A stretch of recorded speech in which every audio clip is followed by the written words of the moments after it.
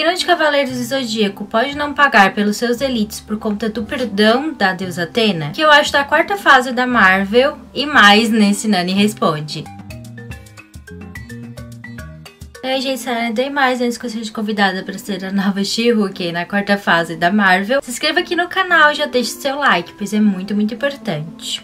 Gente, pra quem caiu de paraquedas, esse é o primeiro vídeo que vocês estão vendo aqui do canal, eu não sei como. Nani Responde na verdade, umas perguntas dos inscritos e pode ser personagem, filme, série, o que for. Opinião sobre de uma maneira mais rápida, resumida. A Fê3R Sayuri, ela perguntou que eu poderia falar de Saga de Gêmeos, de Cavaleiros do Zodíaco. Então eu comentei com ela que eu já falei em um outro vídeo justamente sobre o Saga. E ela falou sobre o Kenon, que é como se fosse um irmão dele, só que tendo uma outra personalidade. Ela comentou justamente sobre o Kenon, que ele foi perdoado pela deusa Athena por conta de ter aí entrado num disparo feito por outro ser. O Kenon, na verdade, tentou acreditar com o irmão dele, o Saga, pra tentar tirar a vida da Athena. Então ele fez sim maldades contra ela, fez muitas coisas. Ele acabou também sendo preso por causa disso. Só que no caso do Kenon, ele foi perdoado justamente pelo ser mais poderoso de todos, que foi criado para ser protegido por todo mundo. Então eu acho que sim, nesse caso, ela perdoando ele, eu penso que poderia sim ter se criado naquela hora uma mesma lei, um artigo dizendo que no caso dele, todos os delitos vão ser perdoados. Mas agora falando pela nossa lei, eu tenho que dizer que não existe isso da vítima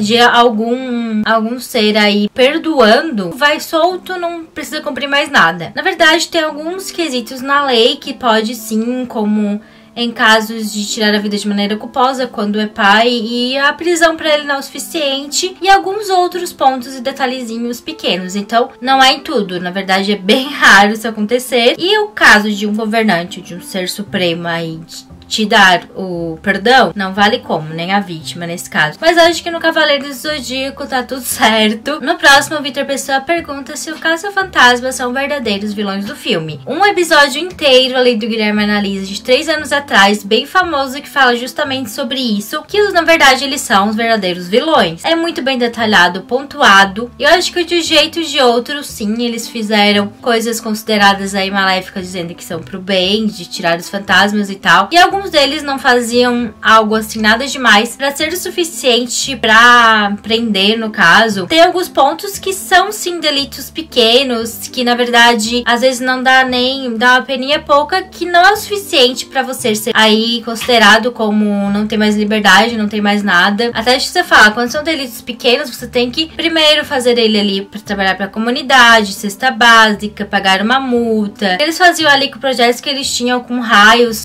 se ligando, que poderia dar uma explosão enorme e simplesmente destruir toda a vida no planeta Terra, a gente não está mais aqui. Eles simplesmente fizeram isso pra destruir um fantasminha ali, nada que não fazia algo tão cruel assim, quanto destruir também o planeta Terra e tal. Então eu sou obrigada a fazer isso, porque vai dar tudo a mesma coisa no final, entendeu? Aí dando risco à vida, que sim, tem um artigo do Código Penal falando sobre isso, que dá uma certa pena. Então sim, de certa forma, eles foram um pouco vilões por causa disso, mas eu acho que cada fantasminha ali, principalmente os que são realmente maléficos, eles têm aí um pouco de vilania também. A próxima pergunta é do Universo, que ele fala o seguinte: o exército enviou uma tropa para procurar o notebook com informações para conter o vírus que foi criado pelo professor de ciências da escola. Os alunos que sobreviveram estão no terraço esperando resgate. Uma aluna está infectada, mas ela não se transforma, ela ganha poderes. Aí depois de um tempo, o exército fica sabendo que existem híbridos. E como não dava para saber quem é que tinha a infectado ou não, eles resolveram simplesmente abandonar os alunos e seguir em frente. Isso seria considerado como abandono de incapaz, porque eles eram todos menores de idade? Quando eu vi essa pergunta, o que eu me perguntei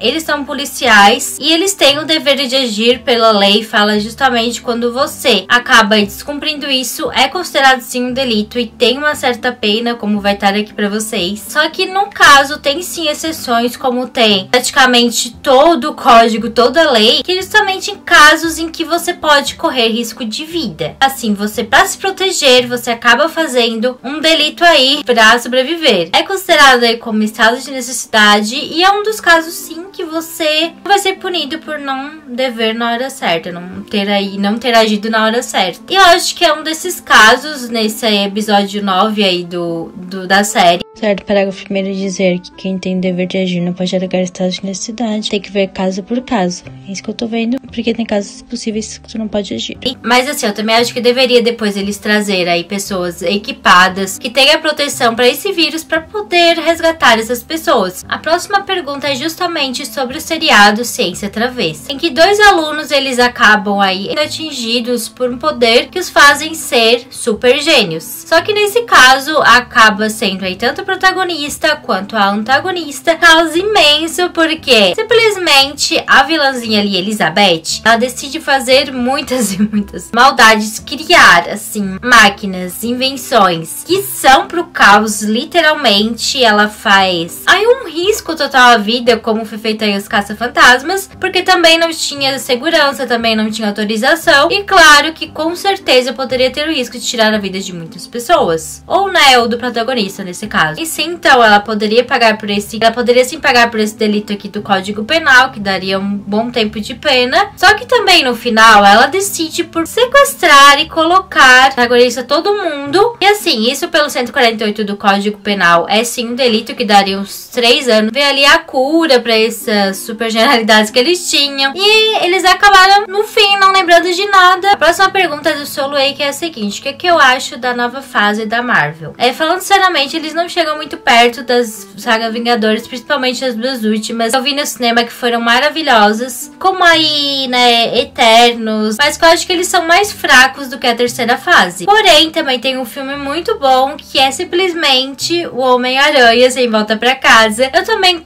tô curtindo agora a Mulher Hulk, que eu também irei falar sobre um pouco aqui no meu canal. Mas é isso que eu considero. Ela é mais fraca do que as outras, mas tem sim potencialidades e coisas boas. E tô aí vendo, parece que é uma fase pra alavancar pra quinta. Vamos esperar aí. O próximo é sobre a revista Cezinho, que tem uma parte que fala sobre as diferenças. E é justamente sobre 2 colegas que estão ali. Aí começa o pessoal dizendo: ai, não acredito, tá levando lanchinho pra casa. Ai, que mané usando esse tipo de tênis. Coisas assim, de adolescentes, claro. Só que nesse caso, eles conversam sobre bullying. E o Zezinho fala, né? O Zezinho, sei lá. Ele comenta sobre isso. Aí diz que é assim porque os 2, eles acabaram ficando muito magoados pelo que eles fizeram. É considerado como uma injúria do 140 que dão 6 meses. Só que como ele parece ser aí menor de idade, menos de 18 anos, provavelmente ele vai pegar uma advertência, alguma coisa assim. Mas é algo que eu achei bem importante de comentar, porque a gente tá no Setembro Amarelo. Bullying é algo muito recorrente assim na escola. Eu achei importante de falar sim dessa parte da revista Cezinho. Menezes Duílio perguntou se eu já assisti o Túmulo dos Vagalumes. Na verdade não, mas eu sempre ouvi falar. Eu vi que é um negócio de chorar triste. Não é uma coisa que eu costumo querer assistir. Porém, eu dei uma pesquisada e eu vi que tem os 2 irmãos ali que a mãe deles acaba falecendo, infelizmente, por conta de uma batalha que está tendo ali. O pai deles teve que ir aí pra batalha, foi convocado. Eles ficaram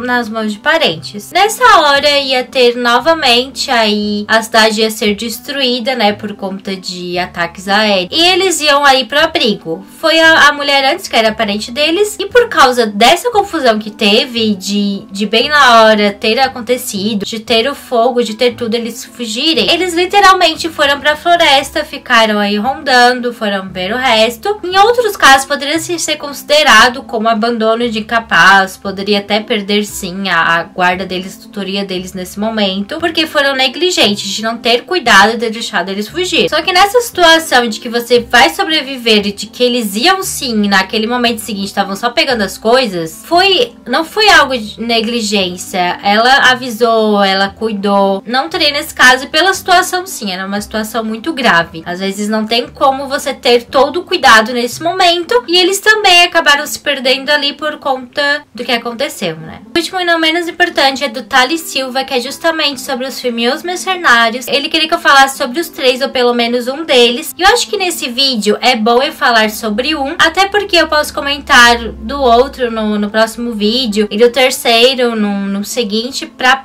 poder separar também os assuntos. Primeiro, os mercenários têm a missão de tirar a vida do General Garza, que dizem que é ele que tá fazendo tudo, que é ele que tá praticamente aí sendo maldoso com o povo dele, que ele é o governante, ele que está como se fosse amando, e tá literalmente, né, deixando o pessoal praticamente no inferno de tudo que acontece aí, como essa lei que eles fazem com o pessoal que é preso e tudo mais. Só que a gente vê que ele, na verdade, é como se fosse um peão aí, uma marionete. Simplesmente esse cara que manda tudo, eles fazem como se o General Garza fosse bonzinho, maravilhoso. Código, quando você, aí sendo general, tendo a mando, você faz algo que é um delito pela nossa lei, sendo delito, você também paga, tanto ele quanto quem mandou. Então sim, tudo que aconteceu, tudo que ele fez, ele vai pagar. Só que nesse caso ele não pagou, porque ele acabou tendo a vida tirada pelo vilão Aimor. E era isso que eu queria falar, porque todo mundo pinta o General Garza como maravilhoso. E eu queria falar pra vocês sobre tudo do Nani Responde, todos os assuntos. Se vocês tiverem algum personagem, filme, qualquer coisa, qualquer assunto, comenta aqui embaixo. Muito obrigada pra quem chegou até aqui. Beijos.